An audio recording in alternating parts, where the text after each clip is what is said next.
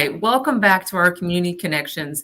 If you had joined us just previously, we had a little bit of technical difficulties, but we are back, and I've got Trilby Berry-Tayman from our Washington Township Park. She's our recreation coordinator, and she's going to be joining us today to talk about their upcoming Run and Shoot Biathlon. So let's bring her back on screen, and let's see if we can do a better job this second time around. All right, Trilby, let's bring you on screen. Hi. And welcome. How are you today? I'm good. Enjoying the weather. So if anybody joined us this time, we're going to just kind of start over. But if they're joining us this second time, I know they've already heard our little "How you doing today" chit chat. But we might have new viewers on this one. So you've got a biathlon that's coming up, and you were in the middle of talking about what that even really is in general. So maybe we can kind of just start back there and explain to the viewers what actually is a biathlon, and then we'll get into what we're doing at the park. Fantastic. Well, it's a personal passion of mine for some reason, because I think it is extraordinary. So if you have a chance, February 6th, when the Olympics starts, you can take a gander at all the different types of Nordic biathlon they've got. So the whole theory is, and it stems back to when people had to take care of themselves to live. They cross-country ski for a set distance, and then they come to a target range, and they have, with the rifles strapped to their back, they get to the target range, and they have to slow their heart rate down.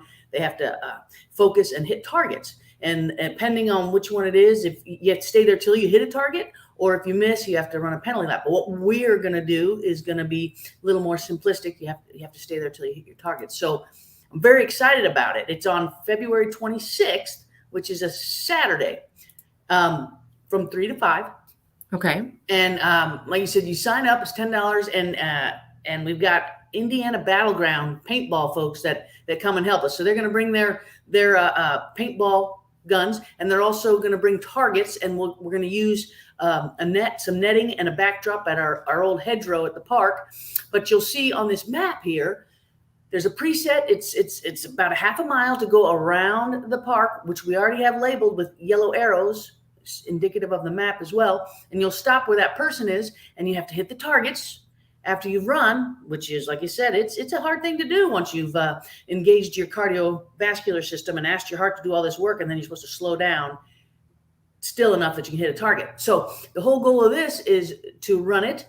I believe it's 4 target shoots, so 5 times around, and end the race. And in the true spirit of competition, whether it's against you or somebody else, we've got a software program called WebScore that's going to help us keep times. So, we'll have winners, and we'll definitely, the winners will get prizes. This is the second year we're doing it.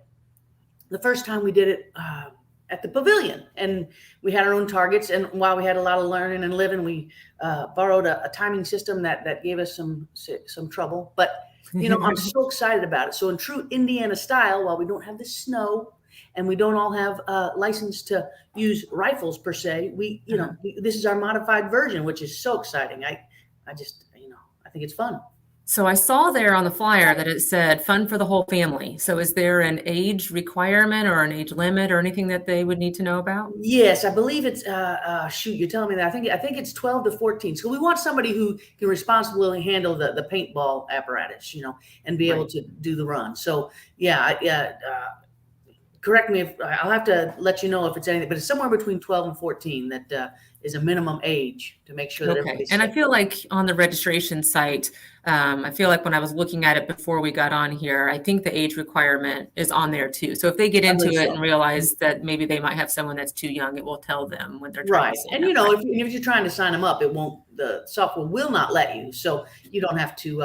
You can begin your registration. You find out you don't want to, you can always back out. But we sure are excited to have folks come. Because, and let me just do a highlight what we got in the future. I know in the years past, we'd have our Ninja Warrior course. And I'm in talks right now to make sure we do that again this summer. So the younger children get to do an adventure climbing course, which, I want to make sure that they get out and are active too. So that's to look forward to. And so I saw one other thing on there just to make sure we kind of get all the information out. It said 3-person heats. So do they need to sign up as a 3-person team, or can someone just be an individual? Like if I wanted to sign up by myself, can I come to the event and sign up, or do I have to have a group of 3? You do not have to have a group of 3. The reason I'm saying heats of 3 is that we'll have 3 people start at a time. Okay. So that we can space out the runners so as to not have somebody waiting to shoot targets. So, because I'm going to have 3 stations for shooting targets. And like I said, I don't ever want anybody having a great run in and then they get to the target and there's already 3 people there doing the targets. So that's why I've created heats. It's not because you need to have 2 other people.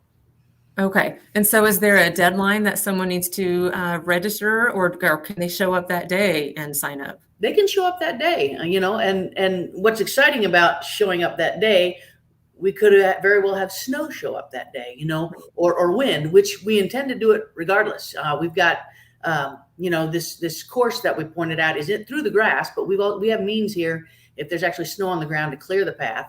And so in the light of Nordic sport, it could very well be windy, could be snowy, could be rainy, and we're going to do it regardless.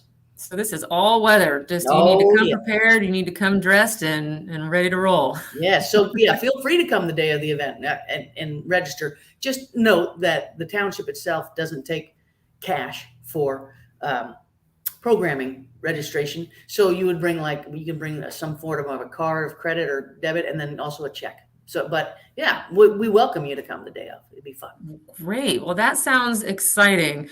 I personally might have to look at the weather and see if it's going to be a little bit warmer.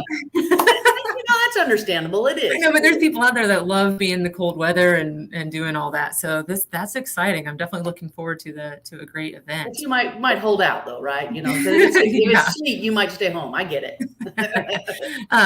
So are there any other upcoming events while we're on here that you want to just at least highlight? And then we might have another segment specifically about that event as it gets closer, but maybe just to kind of update them on a few things coming up. Absolutely. If you want to invite me back for something in the future, it'd be great. I mean, in the past, we've done country line dancing. They're set up again to start actually February 18th. We've got all our pottery classes for children, homeschoolers, adults. Those are set up again to start in March. But I'm looking forward to actually in March, we're going to do a coffee and canvas from our local artist, Colleen from Sketchpad. We're going to have 3 different dates, and I'm waiting for the finals of what those art pieces will be. But yeah, so I'd love to talk about those more if you want to. We got a lot of fun, exciting things happening.